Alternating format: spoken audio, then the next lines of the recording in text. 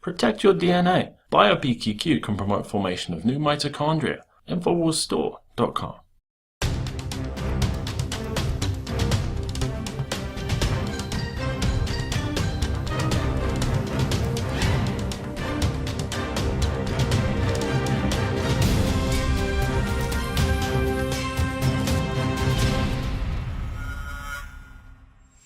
Welcome to the Infowars Nightly News. It is Tuesday, February 3rd, 2015, and I'm Leanne McAdoo. Here are tonight's top stories. Tonight, Fox News blames the unvaccinated for the failure of vaccines to provide immunity. Megyn Kelly gets her Orwell on. It's about Big Brother, but on the other hand, some things do require some involvement of Big Brother.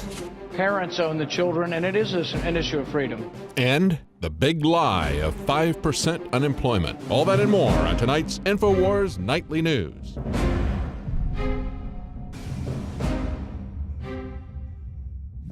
When you see all of the mainstream media across the board, liberal, conservative, and the president as well as potential presidential candidates, all people speaking in unison, coming out from under their rocks to all parrot the exact same thing, it's time to really pay attention to what's not being said. Everyone's talking about the measles outbreak and mandated vaccines, kind of blaming this current outbreak on anti-vaxxers. Now, even though it's already been admitted that these measles were brought in by someone who, probably outside of the country, of course, California being one of the largest populations for illegal immigrants who were flooded into the country, forced into public schools, nobody wants to talk about where these measles might have came from. They just want to blame it on anti-vaxxers. Now, even though you're more likely to die from the measles vaccine itself than you are from the virus, I think the CDC's own numbers put it at 0.003% chance that you could die from measles. That's not the point. The point is they want to demonize anti-vaxxers, people who would actually question the safety or efficacy of vaccines. And that's exactly what the liberal media and conservative media is doing. They're in attack mode against Rand Paul and Chris Christie for daring to express their opinions on mandated vaccines. Chris Christie said that parents should have some measure of choice on whether or not their kids are going to get vaccinated. And Rand Paul had this to say. I've heard of many tragic cases of walking, talking, normal children who wound up with profound mental disorders after vaccines. I'm not arguing vaccines are a bad idea. I think they're a good thing. But I think the parents should have some input.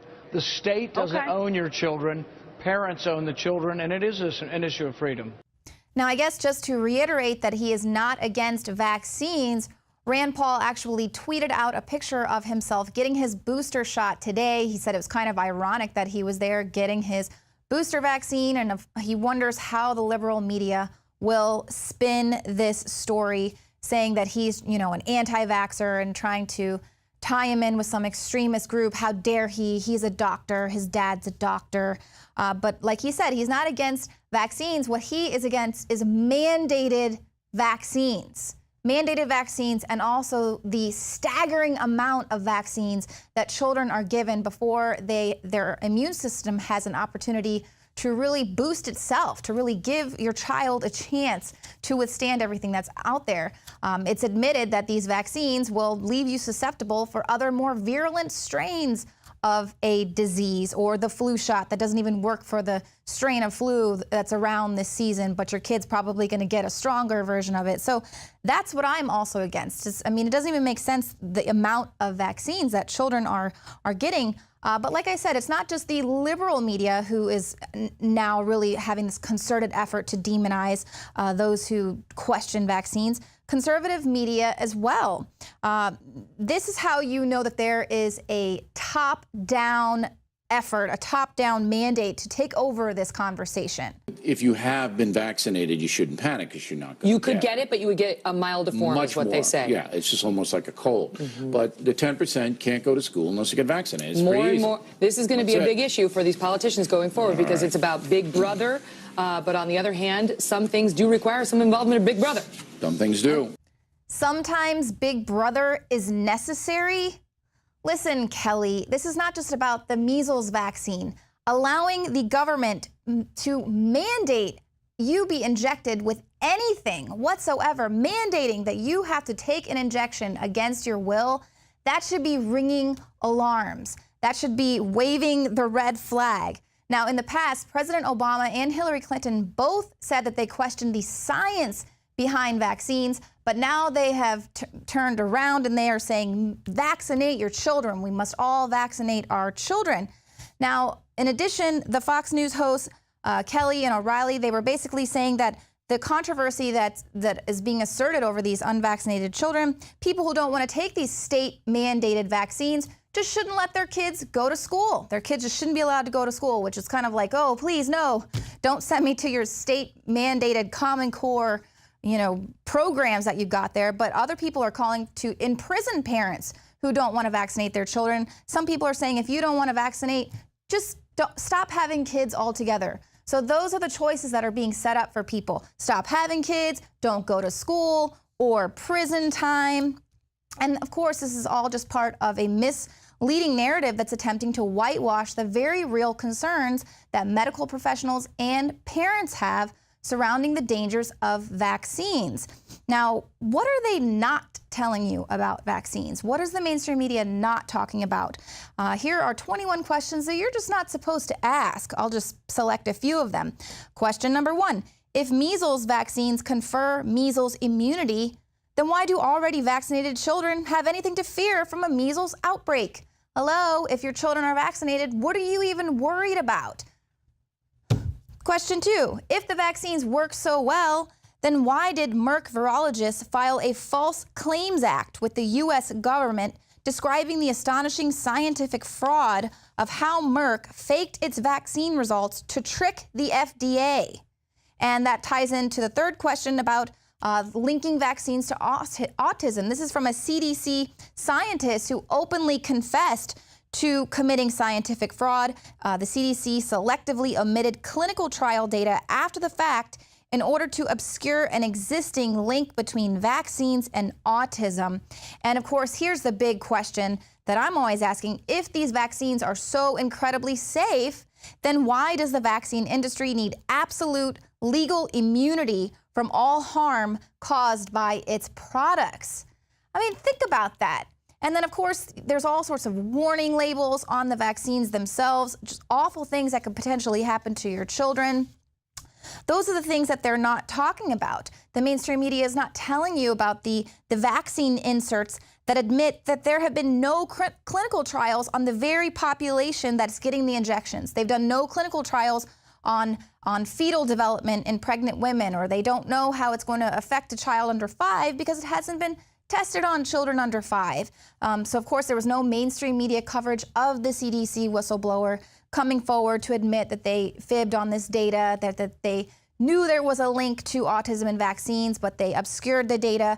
And, of course, no coverage of Dr. Maurice Hilleman, who was caught on tape bragging about the fact that Merck knew that there was leukemia, cancer viruses in the vaccines, but they administered them anyway. And he even joked about how wonderful it was that they sent these vaccines to the Russians, who would then be loaded down with tumors, and then they would lose at the Olympics. So this is a Merck scientist here, I mean, decades ago, admitting this. And this is what this is all about. It's just try to dissuade this conversation, take over this conversation. It's all about lies. But that's what you need to worry about, is why are they pushing for mandated vaccines? What's next? Are they going to mandate that you get this Ebola vaccine that hasn't even been tested? That's what's coming next. They're going to use that to scare. You want to send your kid to school? Well, you need this Ebola vaccine. I mean, we haven't really tested the safety or efficacy of it, but do it or go to jail. I mean, that's what they're basically setting this argument for. That's the issue with mandated vaccines.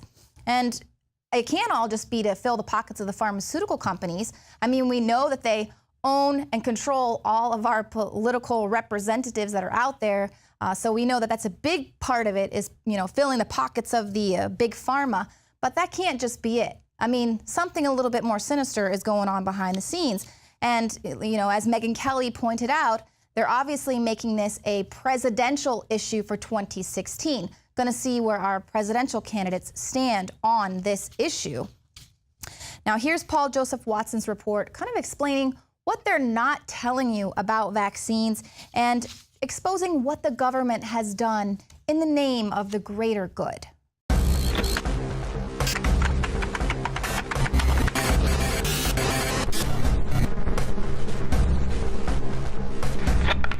The issue of mandatory vaccinations has suddenly been seized upon by the media to characterize the 2016 presidential race, with both Rand Paul and Chris Christie being savaged by left and right for asserting that parents should have the right to choose whether their children are given vaccines. But I just have to begin by asking, did you really just say to Laura Ingraham that you think most vaccines in this country should be, quote, voluntary?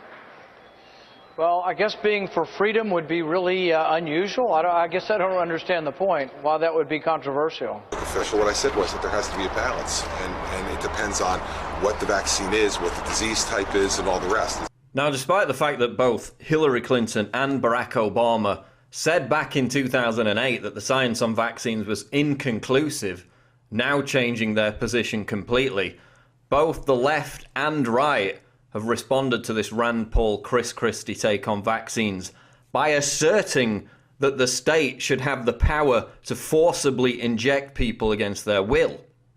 In his USA Today column, Alex Berezow asserted that parents who do not vaccinate their children should go to jail, while Fox News' Megyn Kelly and Bill O'Reilly agreed that Big Brother is required to enforce injections. But the 10% can't go to school unless they get vaccinated. It's More and easy. more. This is going to be a big issue for these politicians going forward because it's about Big Brother.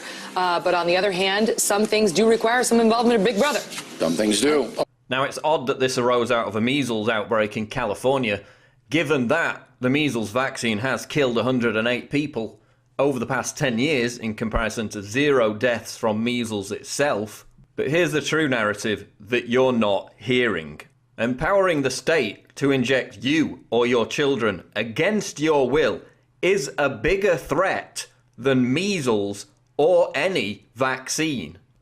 Giving government the power to make any kind of drug or treatment mandatory, given that pharmaceutical drugs kill 100,000 Americans every year, is patently absurd. This debate shouldn't be about the efficacy of vaccines or the dangers of vaccines.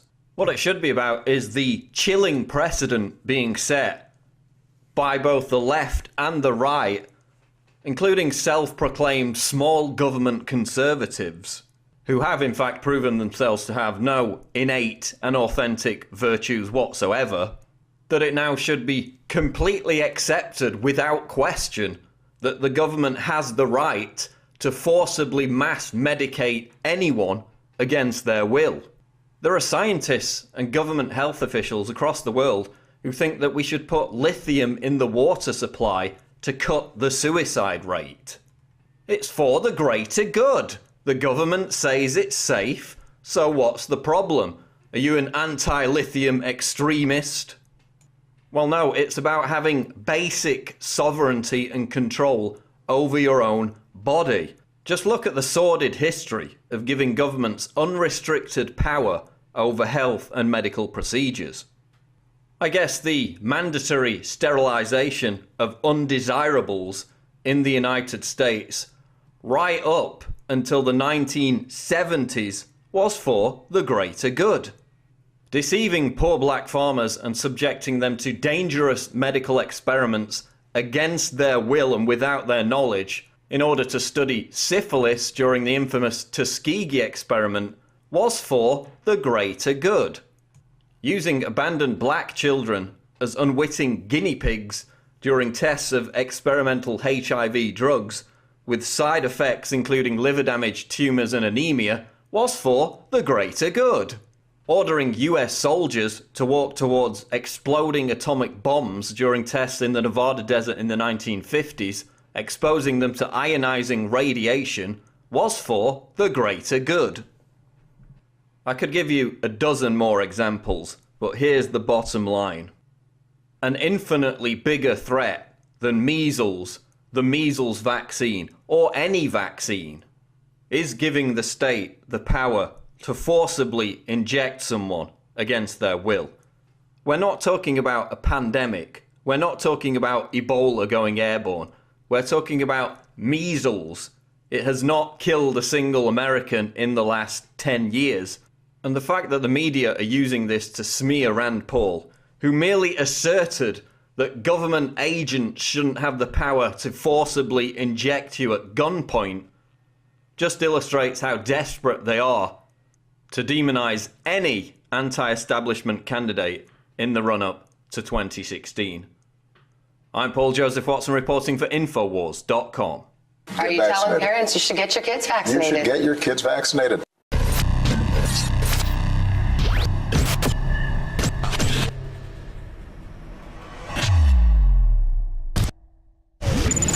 The knowledge of the ancients, tried and true, trusted herbs and extracts fused with the latest nutraceutical science. Introducing the all-new Ancient Defense Herbal Immunity Blend, crafted with over 14 key ancient herbs and extracts to supercharge and prepare your body for what experts admit is the most dangerous season of the year. We have rejected hundreds of other formulations in our quest to bring you what is simply the most powerful and comprehensive proprietary formula that we have ever created in the realm of herbal immunity. For the last 2 years, our team has been working with top doctors, nutritionists, and chemists to develop the ultimate nutraceutical formulation. Experience the benefits of combining over 14 ancient herbs and extracts with exciting new advances in nutraceutical science. For a limited time, get 25% off on this introductory offer. Visit ancientdefense.com or call 888-253-3139. ancientdefense.com.